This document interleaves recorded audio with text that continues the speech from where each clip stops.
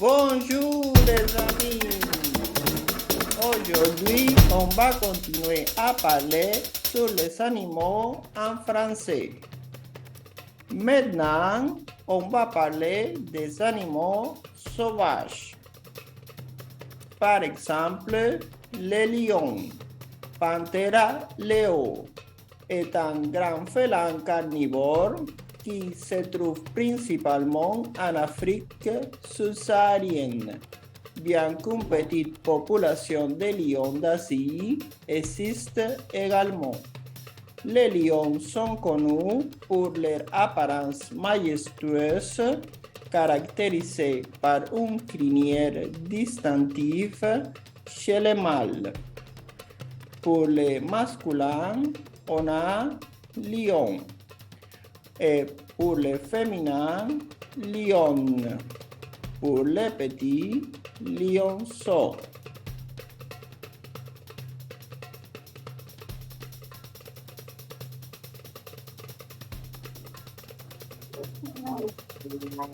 Les rugissements du lion résonnaient à travers la savane.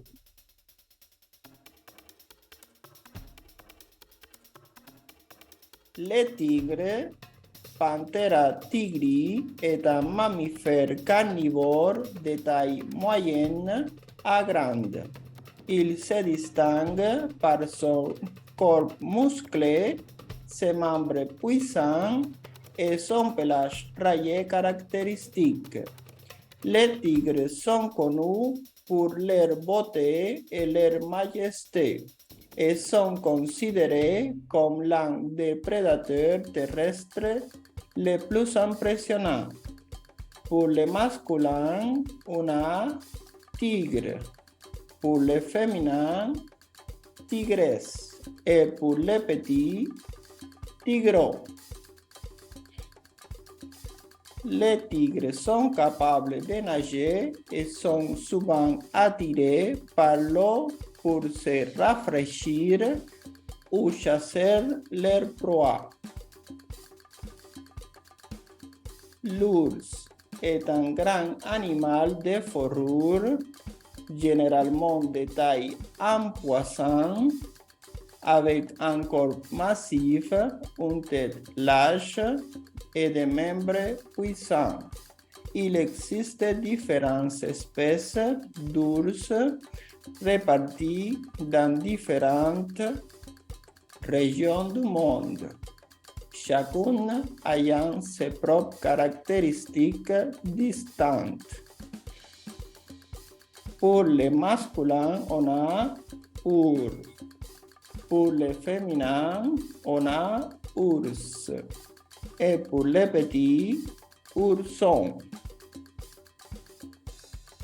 Les ours sont des omnivores se nourrissant d'une variété d'aliments tels que les fruits, les noix, les poissons et les petits mammifères. Un éléphant. C'est un mammifère terrestre de grande taille appartenant à la famille des éléphantidae. C'est le plus grand animal terrestre vivant aujourd'hui. Les éléphants sont caractérisés par leur corps massif, leur longue défense curvée et leur trompe allongée. Pour les masculins, on a éléphant. Pour les féminins, on a éléphante. Et pour les petits, éléphanteau. L'éléphant s'est déplacé lentement à travers la savane, sa trompe se balançant gracieusement à chaque pas. Les girafes sont des mammifères herbivores de grande taille, reconnaissables à leur long cou et à leurs taches distinctives sur le pelage. Pour les masculins, on a girafe. Pour le féminin, girafe. Et pour les petits, girafon. La girafe s'étirait gracieusement pour atteindre les feuilles tendres en haut de l'arbre. Les zèbres sont des mammifères appartenant à la famille des équidés, connus pour leur royaume distinctive. Pour le masculin, on a zèbre. Pour le féminin, zèbre. Et pour les petits, zébrillon. Les zèbres galopaient gracieusement à travers la savane, leurs rayures se démarquant nettement parmi l'herbe dorée. Les rhinocéros sont des mammifères herbivores de grande taille, caractérisés par leur corps massif et leurs cornes distinctifs. Pour le masculin, on a rhinocéros. Pour les féminins, rhinocéros. Et pour les petits, rhinocérotins. Les rhinocéros, avec sa peau épaisse et ses cornes imposantes, est une figure emblématique de la faune africaine. Les hippopotames sont de grands mammifères semi-aquatiques connus pour leur taille imposante et leur comportement territorial. Pour les masculins, on a hippopotame. Pour les féminins, hippopotame. Et pour les petits, hippopotameo.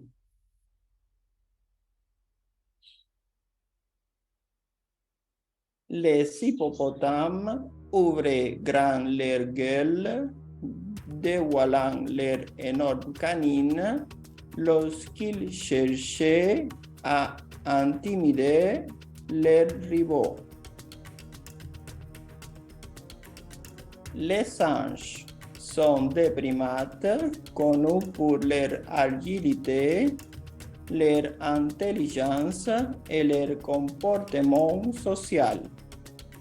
Pour les masculins, on a singe. Pour les féminins, singe. Et pour les petits, bébé singe. Bien que le nom spécifique peut varier en fonction de l'espèce. Les singes bondissaient d'arbre en arbre, leur agilité impressionnante leur permettant de traverser la canopée avec aisance. Les kangourous sont des marsupiaux emblématiques de l'Australie. Pour les masculins, on a kangourou. Pour les féminins, kangourou. Et pour les petits, joey. Les kangourous broutaient paisiblement l'herbe fraîche, leur queue puissant agissant comme un balancier pour maintenir leur équilibre. Les loups sont des animaux fascinants et sociaux. Les loups sont des prédateurs majestueux et complexes qui jouent un rôle important dans les écosystèmes et la diversité de la vie sauvage. Pour les masculins, on a loup. Pour les féminins, louve. Et pour les petits, louveteaux. Les loups se déplaçaient en meute pour chasser et se projeter mutuellement.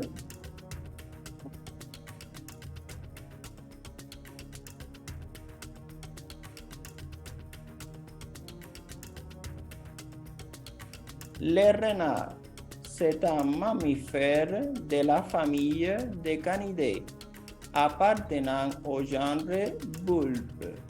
Il existe plusieurs espèces de renards, donc les plus répandus sont les renards roux, Vulpe, et les renards arctiques, Vulpe lagopus. Les renards sont présents sur tous les continents, à l'exception de l'Antarctique. Pour les masculins, on a renard. Pour les féminins, renarde. Pour les petits, renardeau. Le renard rusé a réussi à déjouer tous les pièges tendus par les chasseurs.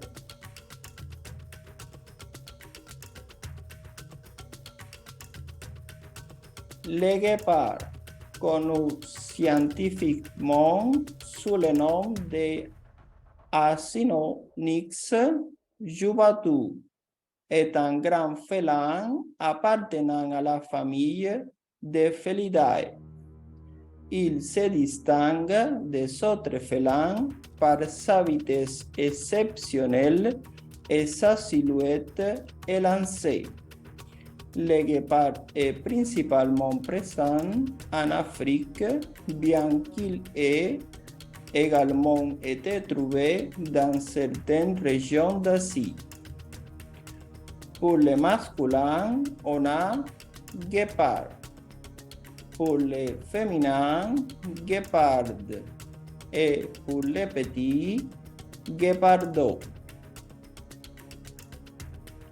Les taches noires distinctives du guépard se marient harmonieusement avec son pelage couleur sable.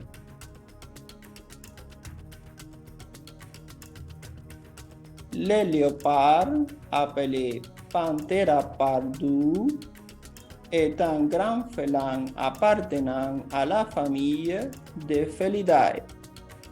Il est largement répandu à travers diverses régions d'Afrique, d'Asie et du Moyen-Orient. Reconnaissable par son pelage tacheté, le léopard est l'un des animaux les plus puissants et gracieux de la faune sauvage. Pour les masculins, on a léopard. Pour les féminins, léopardesse. Et pour les petits, léopardon. Les rosettes distinctives du léopard lui permettaient de se fondre dans l'environnement, devenant presque invisible pour ses proies potentielles.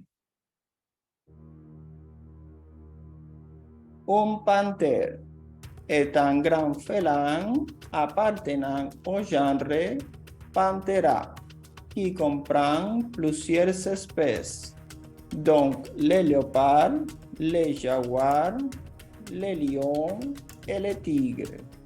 Les panthères sont caractérisés par leur puissance, leur agilité et leurs aptitudes de prédateurs.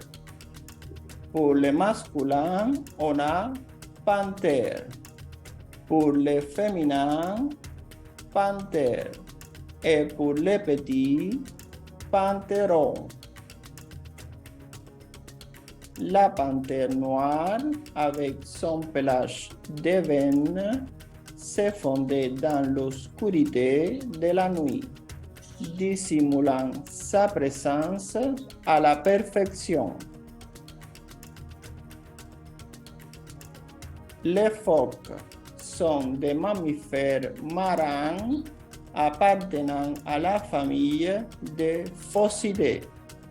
Ils se caractérisent par leur corps fuselé, leurs membres antérieurs transformés en nageoires et leur adaptation à la vie aquatique. Les phoques se trouvent principalement dans les eaux froides et tempérées de l'hémisphère nord, que ce soit dans l'océan Atlantique, l'océan Pacifique ou l'océan Arctique. Pour les masculins, on a phoque. Pour les féminins, phoque.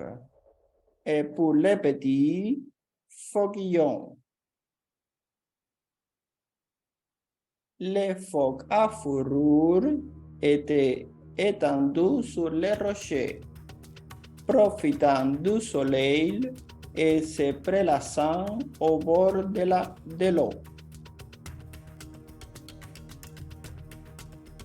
Les pingouins sont des oiseaux marins appartenant à la famille des Sphecinicidae. Contrairement à une croyance populaire, les pingouins ne volent pas, mais ils sont parfaitement adaptés à la vie dans l'eau. On les trouve principalement dans l'hémisphère sud, notamment en Antarctique, en Afrique du Sud, en Nouvelle-Zélande et en Amérique du Sud.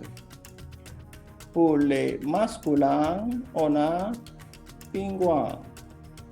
Pour les féminins, pingouins.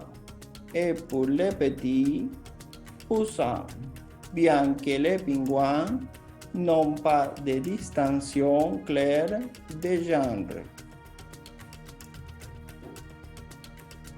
Les pingouins se dandinaient maladroitement sur la glace, essayant de garder leur équilibre tout en se déplaçant avec grâce.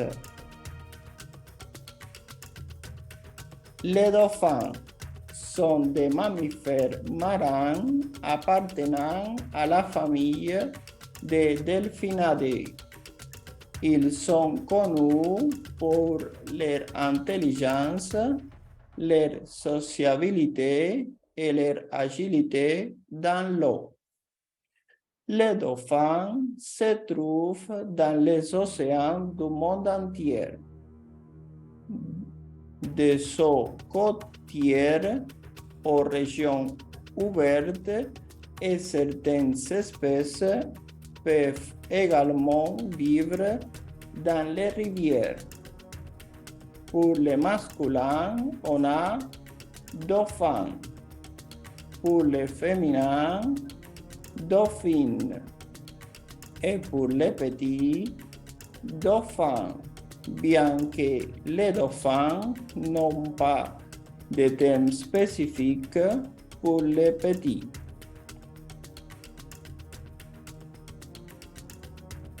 Les dauphins sautent gracieusement hors de l'eau, créant des éclats voussures d'émerveillement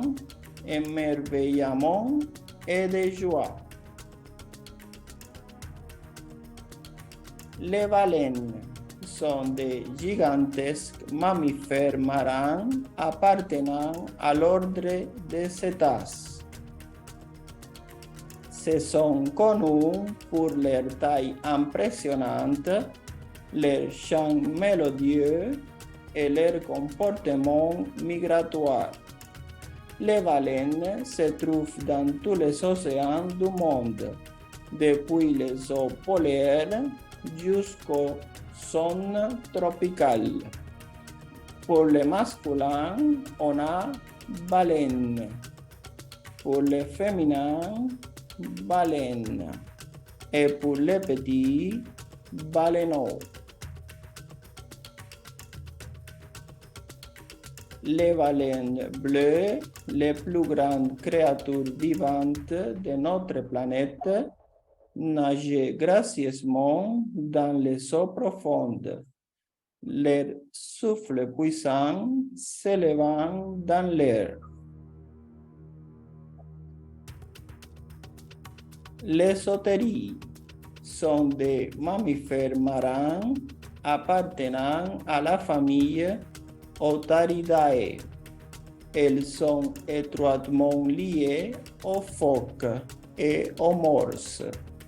Les sauterelles se trouvent dans les océans du monde entier, des eaux polaires aux régions tropicales. Pour les masculins, on a otari. Pour les féminins, otari. Et pour les petits, otarillon. Les otaries se prélassaient au soleil, étirant leurs membres gracieux et vaillant paresseusement, profitant d'un moment de détente sur les rivages.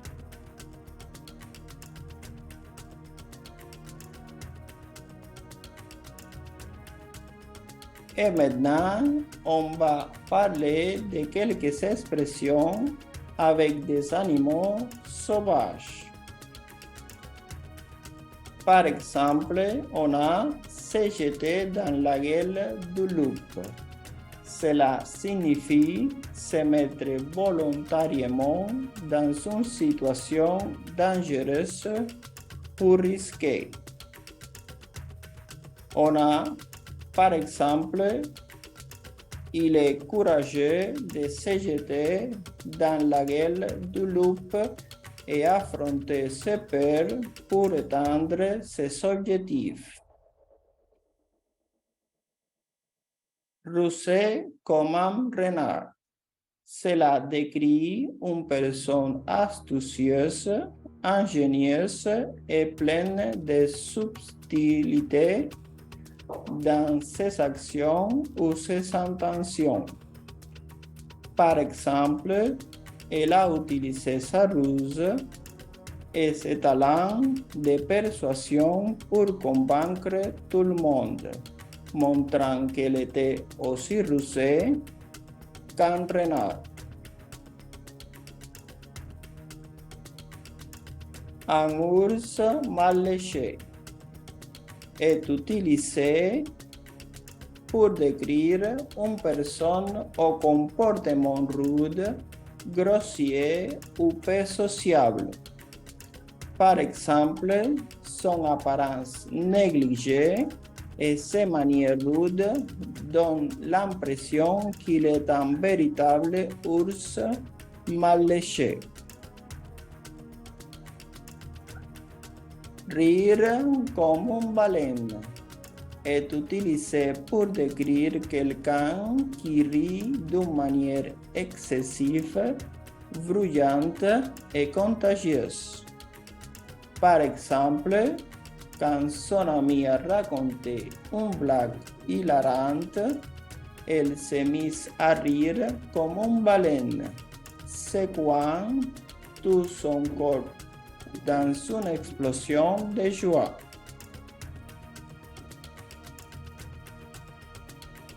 Payer en monnaie de change est utilisé pour décrire le fait de ne pas tenir une promesse de paiement ou de ne pas donner la juste valeur pour la récompense attendue. Par exemple, j'ai demandé à être remboursé pour les services médiocres que j'ai reçus, mais on m'a simplement offert une excuse vide, payant ainsi en monnaie de change. Avoir une mémoire d'éléphant. Cela est utilisé pour décrire quelqu'un qui a une excellente mémoire, capable de se souvenir des détails et des événements sur une longue période de temps. Par exemple, ma grand-mère a une mémoire d'éléphant. Elle peut se rappeler des détails de sa jeunesse comme si c'était hier. Détailler la part du lion. Cela est utilisé pour décrire le fait de prendre la part la plus grande ou la meilleure d'un partage, d'une récompense ou d'une opportunité. Par exemple, lors du partage de bonbons, il a vite fait de se tailler la part du lion en prenant la plus grosse poignée et en laissant les autres avec des miettes. Être malin comme un singe. Cela est utilisé pour décrire quelqu'un qui est rusé, astucieux ou qui a une grande intelligence et habileté dans ses actions. Par exemple, face à un problème complexe, il est toujours malin comme un singe et trouve rapidement des solutions ingénieuses. Vendre la peau de l'ours avant de l'avoir tué est utilisé pour avertir quelqu'un qui n'est pas présumé du résultat ou des bénéfices d'une situation avant qu'il ne se réalise réellement. Par exemple, il compte déjà dépenser l'argent de la vente de sa voiture alors qu'il n'a même pas encore trouvé d'acheteur. Il vend la peau de l'ours avant de l'avoir tué.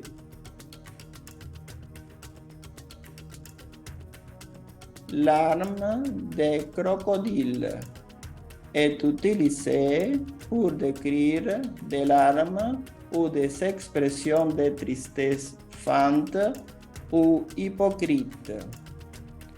Par exemple, elle a versé des larmes de crocodile lorsqu'elle a été confrontée à ces actions, mais au fond, elle n'était pas du tout désolée.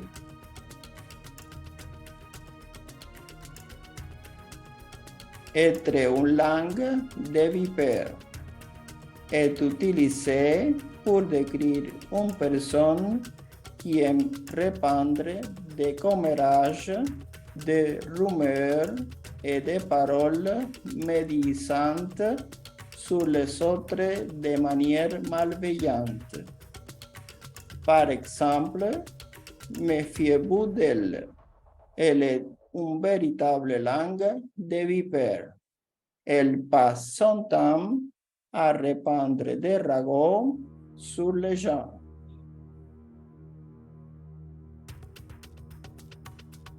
Être connu comme le loup blanc est utilisé pour décrire une personne qui est largement connue, facilement identifiable et souvent remarquée dans un groupe ou une communauté.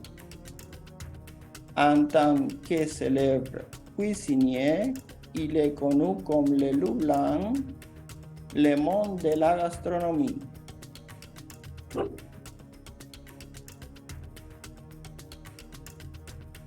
Entre chien et loup est utilisé pour décrire un moment de la journée où la lumière du jour commence à décliner où il devient difficile de distinguer les chants de loup.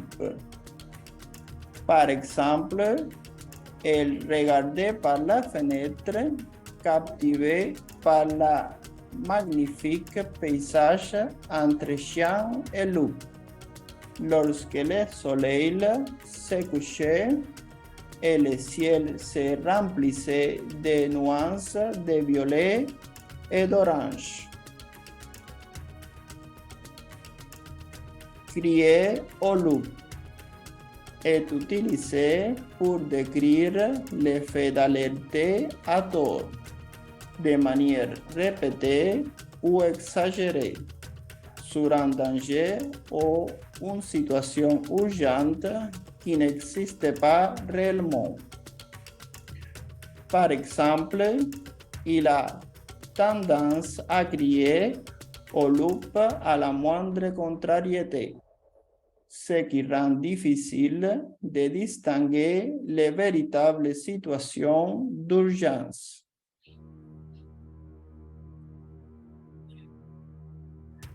Faire l'autruche fait référence au comportement d'une personne qui refuse de faire face à une réalité ou à un problème difficile.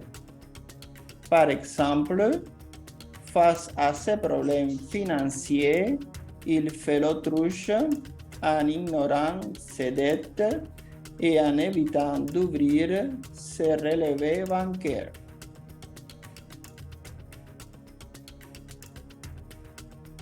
Et voici la fin de cette présentation. Merci beaucoup les amis. À la prochaine.